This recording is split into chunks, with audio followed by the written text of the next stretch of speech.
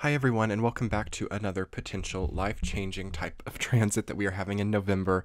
I know I've been talking so much about so many different transits this month, but it's such a life-changing time as the paradigm is really preparing to shift as we move into the calendar new year of 2020. So on November 24th, you already know that we are having the Venus-Jupiter conjunction in Sag, which I already did a video on. That'll be linked below, as well as in the top right-hand corner if you would like to revisit that. But we are also having on November 24th another very impactful transit, which is a Mars-Uranus opposition in Taurus and Scorpio right at 3 degrees 33 minutes. So it's like a 3 transit, 333. So yeah, this transit, if it is transiting your chart, it's really important to, to keep calm, to keep tranquil. Not really the best time to do something outlandish or risky, or not a good time to be gambling with your energy in any way. This is definitely a transit, I think, that really marks you. It really marks the difference. As I was talking about in the Mercury solar eclipse video, sometimes the energy that we're in right now, if we've been really unaware or have refused to wake up to the truth of a situation, these are the types of transits that can come in and kind of slap us into motion and push us by showing a very stark experience into the right direction. And this is also what this transit on November 24th is about as well. And the fact that it's happening side by side with the Venus-Jupiter makes it kind of manic. There can be a bit of a collective mania about right now. So yeah, it's really important to just kind of keep to yourself and to find solitude and to not really be relying on other people to understand you or understand your life. Because you can see a very odd type of mania within that. November 24th through about December 2nd is changing the game for everyone. So I really think that I just wanted to come on here today mainly to talk about ways that we can work with this positively and ways that we can feel a little bit better within that. So whenever Mars and Uranus come together, we'll talk about it aside from the Venus-Jupiter transit. So Mars is the planet of, direct masculinity. It's, pushing towards what you want, persevering, pioneering, and being open and obvious about your wants. It is what you feel like your heart is beating for. It is like the red-blooded, I want this, I'm going to get it type of energy.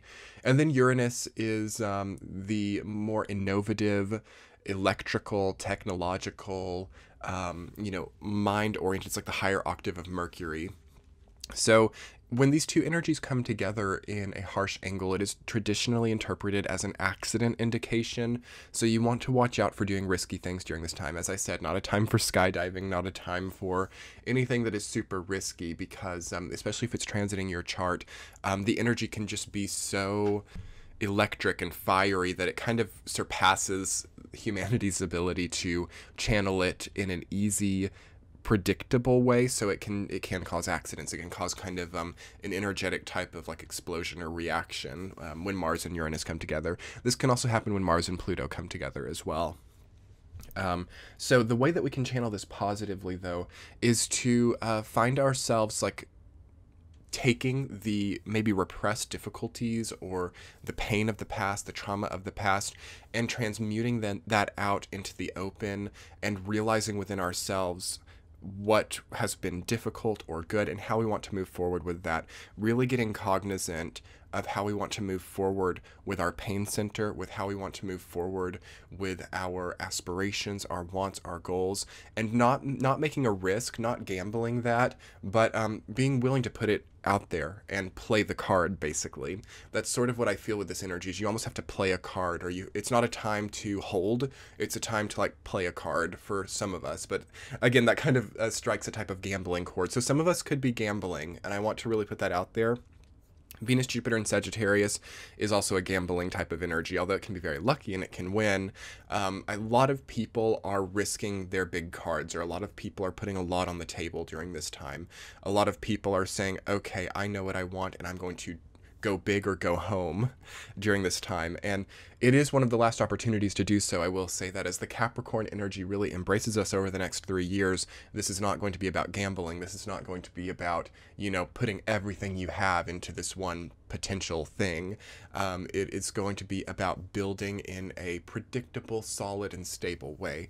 So I think a lot of us feel that coming on, and here in this week, the last full week of this paradigm represents an opportunity to say, yeah, I want all of this, and I'm going to take all of it while I can get it. So watch out for this mentality, because some of us can overspend. Some of us can, risk what makes the next 3 years easy to feel a sense of like adrenaline or a sense of winning or potential victory. It is sort of like the energy of like winner takes all. We might feel like, yeah, I'm going to win the lottery. I'm going to, win this game, and I'm going to take it all. I'm going to subsume everything. So that's another sort of iffy thing about this time, is what are you subsuming? What are you consuming? What are you presuming? Okay, all of these types of words are what are coming to me intuitively. So we want to watch out for this, what we're taking on, the predilections that we're taking on, the risks that we're taking on, and just the weight and the gravity of certain situations that we're just putting ourselves into the middle of. So yeah, watch out for what you're signing up for during this time. Watch out for what you're taking on, starting a type of debt, buying something that's out of your means. This is something so our impulse decision-making process can be not at its healthiest here. All right. And I just want to bring that to everyone's attention, because sometimes it's important to know that, because we don't realize it until it's too late oftentimes. I think if we always knew when our impulse decision-making process was out of control, we would be able to, work with that a little bit easier. But a lot of times we don't see that until, the impulse decision has shown itself to have been a mistake after it's done. So I just wanted to really come on today especially and say, lie low, be a little bit conservative in your decisions right now. If you're thinking, okay, I want to buy this expensive thing, moderate it down just a little bit, and that will really prepare this new Saturnian Capricorn paradigm that's oncoming to embrace you and to reward you. All right. So being rewarded, being given very much, happens as a result of how you handled this period of time. Okay, basically you can prepare yourself here for the 3 years of amazingness, or you can prepare yourself for 3 years of paying back debts at this time. I think another main thing about the Mars-Uranus opposition on the 24th is vision. Okay, so being able to see things. That's what an opposition to me in astrology is all about. Like, your inner Mars will be able to see your inner Uranus. They'll sort of be looking at each other if this transit is affecting you strongly. So your logical mind, your higher octave logical mind, conscious mind, is going to be looking directly at your desires, your wants, your Martian, lower brain, instinctual push forward in life. And these things are going to, over the next 2 weeks, I would say, really be factoring each other in. And it's like, are we in alignment with each other? Is my lower brain in alignment with my upper brain? Are my impulses and wants and desires supporting the logical capacity of my life? Oftentimes these things can be afflicted. This is why Mars and Uranus together, okay, and this is a great channeling. I just learned something. This is what I love about this. Oftentimes, Mars and Uranus energy are afflicted together because of this, because there tends to be a misalignment between the lower brain instincts, wants, desires, urges, and the upper brain, conscious mind, higher sense of being. Oftentimes they reject each other. Okay, so dealing with those deep human impulses, that can be rejected by the conscious mind. Likewise, vice versa, those deep human impulses can reject the sort of more utopian ideal of humanity, like all of the smooth, easygoing, not so red-blooded experiences of life. They kind of reject each other, so they come together in an opposition or a conjunction, and an explosion can happen, because they're not maybe settling. So that's another good question for this time. What are you settling for, and what are you refusing to settle on?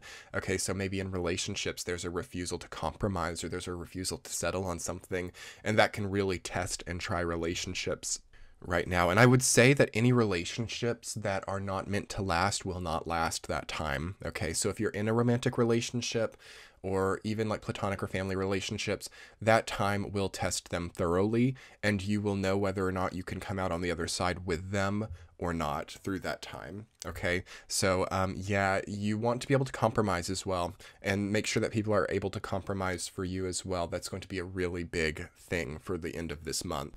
And deeper within that, have you been able to compromise for yourself? Have you seen what your body needs or what your body's asking for, and have you tried to give it that? Now is a really important time to just be thinking in this way. And then also just for Mars-Uranus oppositions, it is in Taurus and Scorpio. So this does have to do with sexuality. This has to do with, loss, death, endings, rebirths, just the concept of endings in life, as well as what we're attracted to and what we have urges toward in our life. So all of those things are going to be aspected and emphasized at this time, and they're going to be seen. Okay, so there's a sense of like recognition in the conscious mind. That's what Uranus does for Mars. It brings those lower instincts up into the conscious mind. And are we prepared to see that for what it is? Are we prepared to see the truth? Are we prepared to work within those confines, okay?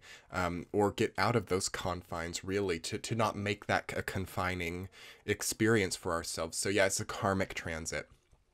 At the same time, there's the beautiful protective energy of Venus and Jupiter in Sagittarius, which is like a guardian angel, especially for people with those Sagittarian placements. So that is protective right now, which is good. A Mars-Uranus opposition under a different other planetary weight could be much more dangerous, painful, or just, problem causing. But I do really think that the Venus-Jupiter energy will mitigate this quite a lot. But yeah, there's still going to be that sensation of, inner vision, which can be interpreted as inner conflict, which can cause a bit of a reaction in our lives. So that's just a heads up. I just wanted to come on today. I've been loving posting here on YouTube. Thank you so much to those of you who've just recently subscribed. I so appreciate that. And if you're new here, be sure to hit that subscribe button and thumbs up this video so that it gets out there. On Friday, I will be having a video about Neptune going direct, because Neptune is going direct on November 27th. So we'll be talking all about that. So be sure to keep subscribed and come back on Friday to check out that video. And after that, the December readings should start going up. So yeah, again, keep that subscribe button hit, and the December readings will already be going up on Patreon early and ad-free, along with their extended counterparts. So I will link the Patreon below, as well as in the center of the screen right now, if you guys want to hop over there and sign up to get prepared for the influx of the December general readings for each sign. So thank you so much for being here, everyone. We will be talking again on Friday. Much love. Bye.